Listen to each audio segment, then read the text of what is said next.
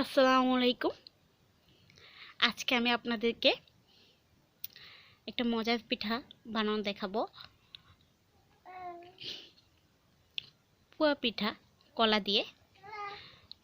তো আমি 3টা কলা নিলাম আর 2 চামচ চিনি দিব।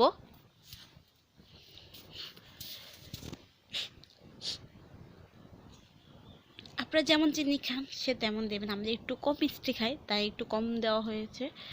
আর পরিমাণ মতো একটু লবণ দিয়ে দিবেন।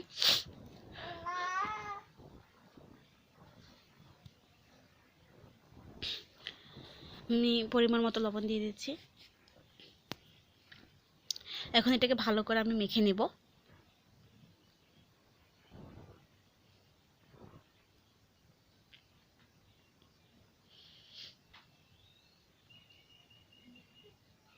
যারা পুয়া পিঠা খেতে খুব পছন্দ করেন তাদের জন্য এই রেসিপিটা। আমার অনেক পছন্দ পুয়া পিঠা, আর এইভাবে খেতে অনেক মজা লাগে। তাই আমি আপনাদেরকে বললাম যে এই রেসিপিটা একবার দেখানো উচিত, যাতে সবার পছন্দ।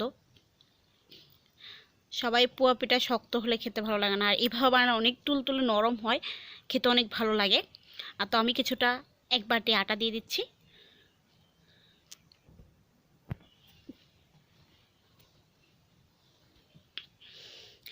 সুজি দিচ্ছি অল্প। এটা চাউলের গুঁড়ি, সুজি না, সরি।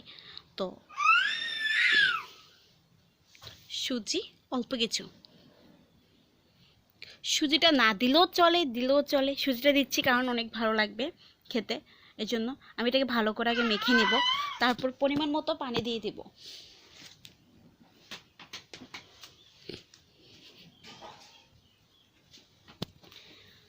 ভালো করে মেখে নিতে হবে এটাকে। যত ভালো করে মাখবেন ততই ভালো হবে। তো আমি এটা এখন পানি দিব।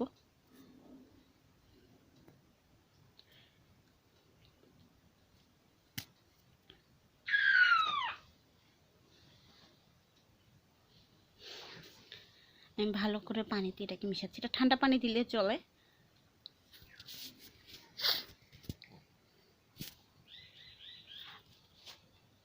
এখনো হয়নি, এটা ভালো করে পানি দিয়ে গোলাতে হবে, অনেক ভালো করে মিশতে হবে।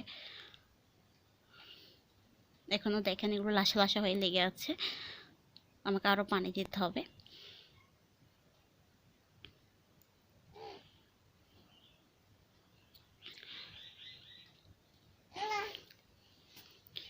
আসলে আমি যখন এই পুয়া পিঠাটা কলা দিয়ে খাই আমার অনেক ভালো লেগেছিল।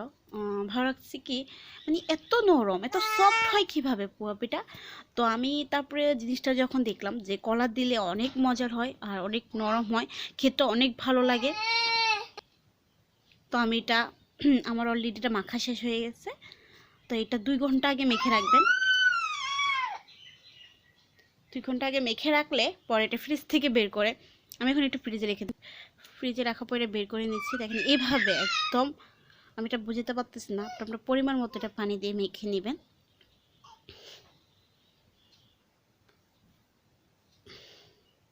তো এরকম একটা চামচ নিয়ে 1 চামচ করে দেবেন, সুন্দর মতো হয়ে যাবে, নরম তুলতুলে।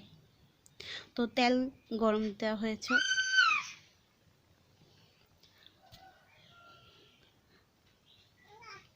1 চামচ করে দিয়ে দেবেন।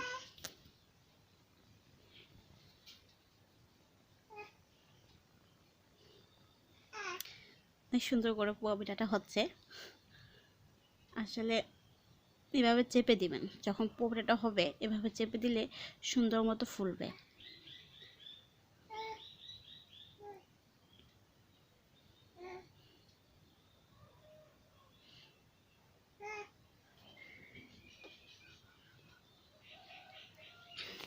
অনেক সুন্দর হয়েছে, কালার অনেক ভালো লাগতেছে, অনেক সুন্দর করে ফুলছে। আমি নামিয়ে নিয়েছি যখন, তখন আমি দেখাচ্ছি। এভাবে পোয়া পিঠা বানালে ভালো লাগবে খেতে। তখন অনেক গরম, ধরতে পারতেছি না, ঠান্ডা হলে আমি আপনাদেরকে দেখাবো। আম্মু সবগুলো বানিয়ে নিয়েছে, দেখেন অনেক নরম আর অনেক সফট হয়েছে, খেতে অনেক মজা লাগবে। আপনারা এটা খেতে পারেন আমার মতো করে। যদি ভালো লাগে প্লিজ একটা লাইক সাবস্ক্রাইব করে দেবেন। আমার মতো করে আপনারাও বানাবেন, খেতে অনেক ভালো লাগবে।